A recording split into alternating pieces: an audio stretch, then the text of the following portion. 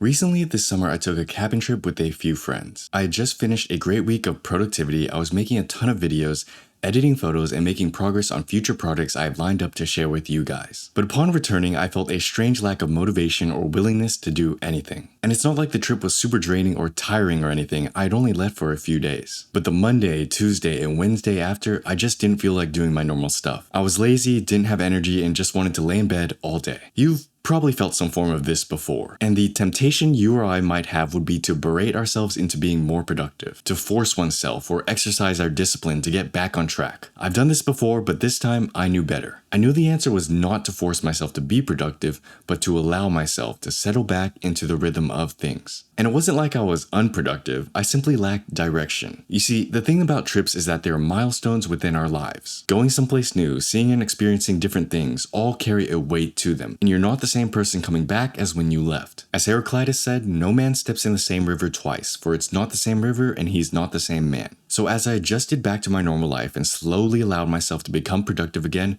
instead of forcing myself to, I realized a few important things. Today, I'm going to share those things with you to help you get things going again. Let's get started. Why it happens.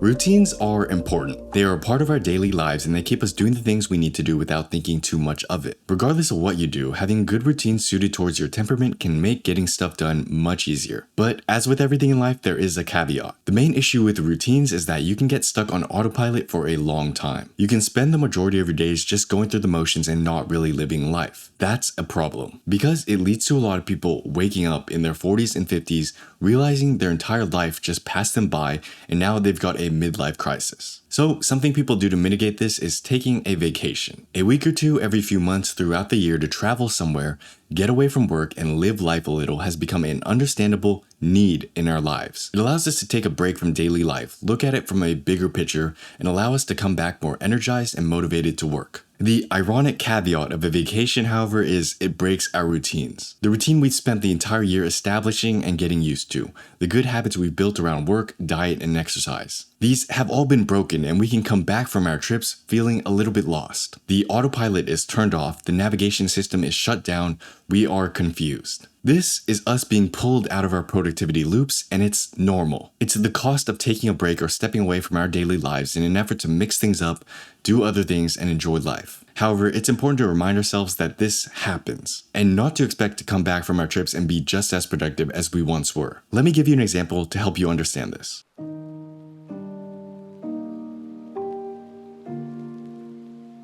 Your vehicle of life. Think about it like this. Imagine you've got a car. This is your vehicle of life. It takes you places you want to go, it covers the distance, it accomplishes your goals for you. You can think of this like the routines you've established, the habits you've put in place, the systems you set up around you. It can be as simple as brushing your teeth every morning or working out every day. These habits all make up your car or vehicle of life. So while habits, systems, and routines make it easier for us to get to where we want to go, they still require two essential components: fuel and a driver. You can think of fuel as a combination of motivation, inspiration, anger, and other emotions. The stuff that gets you to do things. And if you're more eco-friendly, you've got things like positive emotions helping drive your actions. Now, the driver is you.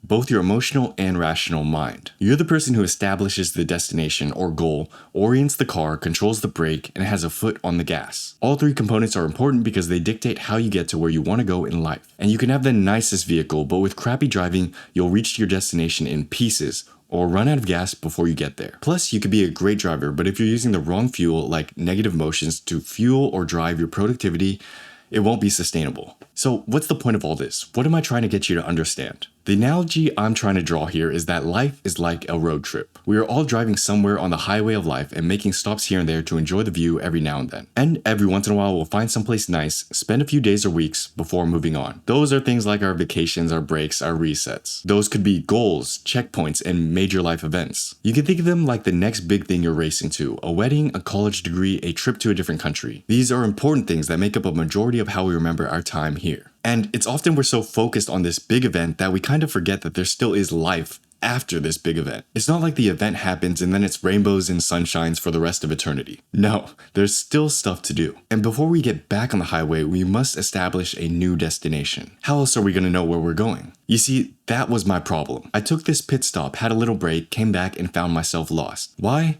Because I didn't chart a new course. I didn't establish a new destination of where I'm trying to go in this next path or component of life. And because of that, it felt hard to be productive. It felt hard to restart those systems, get everything going again, because I didn't know where I was going. This is why the great Stoic philosopher Seneca wrote, "If a man knows not to which port he sails, no wind is favorable." Meaning a clear direction and destination is more important than anything. Because we could have the entire world working for us, but if it's not oriented towards the place we want to go, it might not necessarily be a good thing. Therefore, destinations must not only be established, but also re-established. And like the Heraclitus quote we touched on earlier, no man steps in the same river twice, our destination changes all the time. Why? Because we as people are changing. We become different people based on the experiences we have, and we might find out later that we don't actually want the thing we once wanted. And therefore, we must reestablish destinations all the time to make sure it's still in alignment with who we are and where we want to go. So maybe you're feeling lost right now. Maybe you've just come back from a trip, or maybe you've accomplished a really big goal in life, or maybe you've had a major shift in your life. Don't try to be super productive.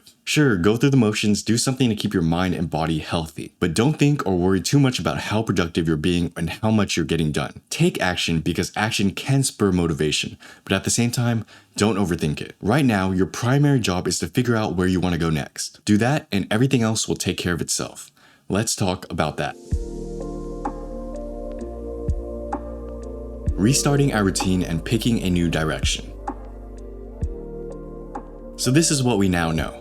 Life is like a road trip. It's driven by our vehicle of life, controlled by us, the driver, and powered by our fuel or the systems, habits, and routines we have in place. And we are bouncing between different destinations like major life events, goals, and milestones. After reaching a certain checkpoint, we might feel lost because to get back on the highway means establishing a new direction. Because if you don't know where you're going, you can't drive anywhere even if you have all the fuel in the world. Similarly, even if you thought you had goals established, things you wanted to do, you still have to check up on them now to see if those things are still accurate for the new person you are, which means reevaluating, reestablishing, reconfirming old goals, or maybe changing goals and directions in life. Ask yourself, what do I want to do now? What's next for me? Do I still want to do this? Is this still a good goal? Be as honest and as clear as you can. And write those things down if you need something tangible to work with. Look at life in the next few months instead of years and establish a new checkpoint. It could be the next trip or the next milestone or major life event. Whatever it is, that becomes the new anchor or pit stop. Then ask yourself what you have to do to get from here to there, or what you would like to do to get from here to there. Once the direction is set, things will make sense and productivity and movement will occur on its own. You won't feel lost anymore because by definition, you know where you're going. And you won't feel unproductive because everything you do will be in an effort to get you from point A to point B. There's a greater purpose working behind the scenes to keep your psyche intact. So remember, you're not unproductive, you simply lack direction. And so obviously, there's still going to be work you have to do and not all of it's going to be easy, but at least you know where you're going. Another handy thing to keep in mind, rebuild momentum from zero. Instead of trying to get back on track as soon as possible and be as productive as you once were before, do 1% of that. Start your exercise routine, lower the reps and sets to as small as you think is necessary, and rebuild from there. And the next day, do a little more. And the next, do a little more. Restart your momentum with the 1% a day framework we've talked about in other videos, and you should be moving quite fast sooner than you realize. And even if your body and mind feels fine, just try it out. It's important to have that feeling of things snowballing, life working in your favor, and the wind pushing you from behind. And this is a simple way we can build that up for ourselves. So I hope this was useful for you. I found it quite useful for myself because I was dealing with these sort of problems and I had to sort of write it out for myself to figure out. And after doing so, I feel much more assured and confident about where I'm going next. So if this helped, share this with a friend who you also think could use this. And if you like photo books, check out my recent photography zine, The Sinking Sun. You can grab a free 4x6 print while you're at it. Thanks for watching, have a great day, I'll see you in another video. Peace.